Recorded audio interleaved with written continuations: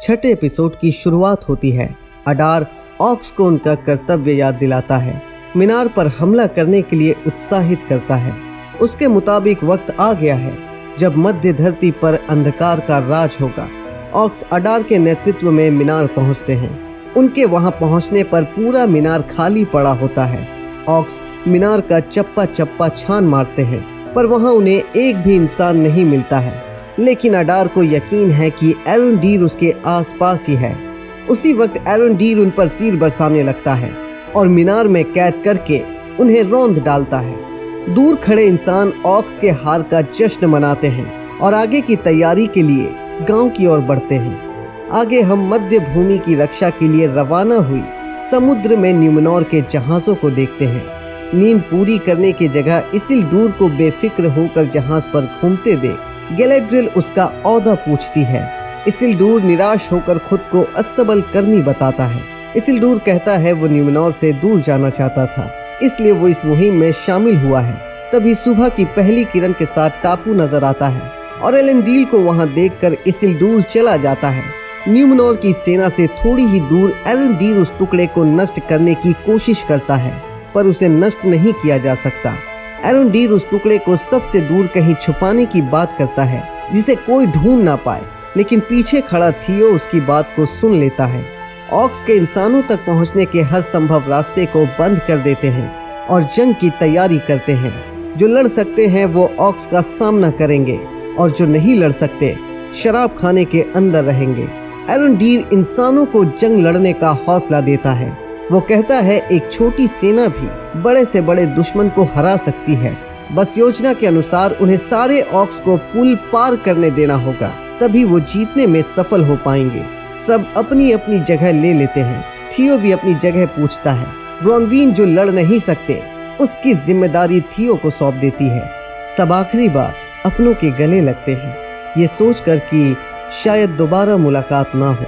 एरेंडीर ब्रॉनवीन से पूछता है क्या वो जंग के लिए तैयार है। जवाब में ब्रॉनवीन ना कहती है। एरेंडीर ब्रॉनवीन के हाथ में एल्फ्रेड के बीज देकर एल्व्स प्रजाति के परंपरा के बारे में बताता है। वो कहता है जंग से पहले एल्व्स एल्फ्रेड के पौधे लगाते हैं, जंग के बाद वो भी पौधे लगाएगा जहाँ सिर्फ एरेंडीर, ब्रॉनवीन और थियो होंगे और कोई नहीं। देखते ही देखते सूरज ढलता है और रात हो जाती है। सब दुश्मन के ताक में तैयार बैठे होते हैं। तभी उन्हें ऑक्स का झुंड दिखता है।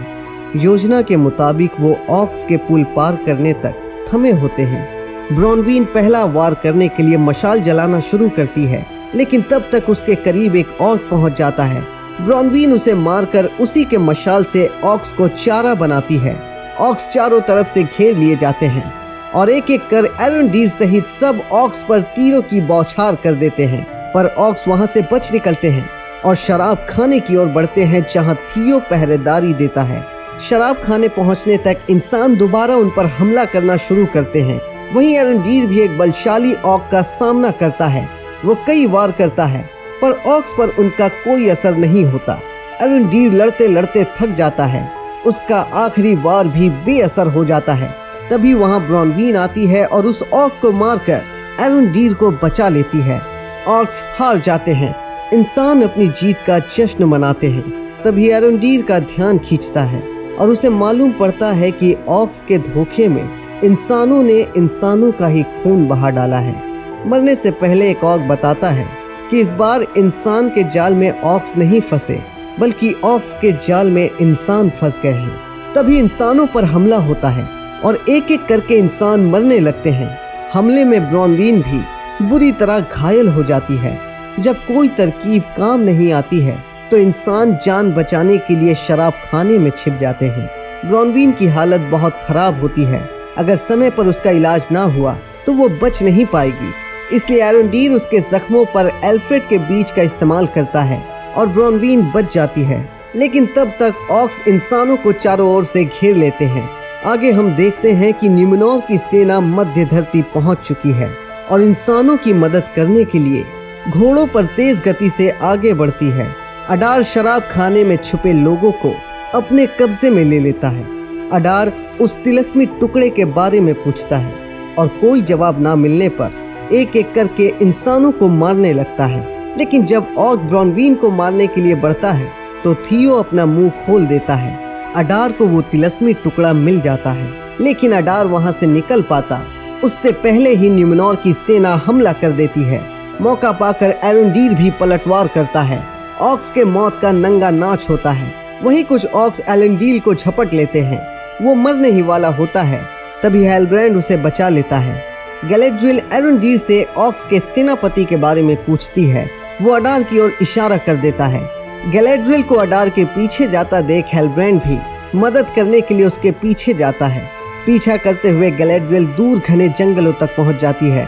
तभी सामने से हेलब्रांड आता है और घोड़े सहित अडार को जमीन पर गिरा देता है।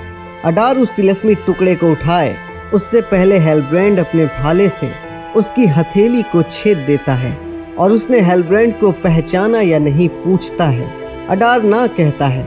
बदले की आग में तप रहा हेलब्रांड अडार को मारना चाहता है, पर गैलेड्रियल उसे रोक लेती है। हेलब्रांड कहता है अडार ने उसके साथ क्या किया है इसका उसे अंदाजा भी नहीं है। गैलेड्रियल उसका दर्द समझती है। वो कहती है बदले की आग बस खून की प्यास को बढ़ावा देती है। ऑक्स जंग हार चुके हैं। कई ऑक्स मारे गए और बचे हुओं को बंदी बना लिया जाता है, और जो ऑक्स भाग निकले हैं उन्हें ढूंढने के लिए गैलेड्रियल एक टुकड़ी बनाने वाली है, जिसमें वेलेंडीर ने अपने साथ इसिल्डूर को भी शामिल कर लिया है। लेकिन उससे पहले गैलेड्रियल अडार से कुछ सच्चाई उगलवाती है। उसे सारोन चाहिए, किसी भी कीमत पर। अडार बताता है मोर्गोथ के शिकस्त के बाद सारोन ने मध्य धरती को बसाने में अपना सारा जोर लगा दिया।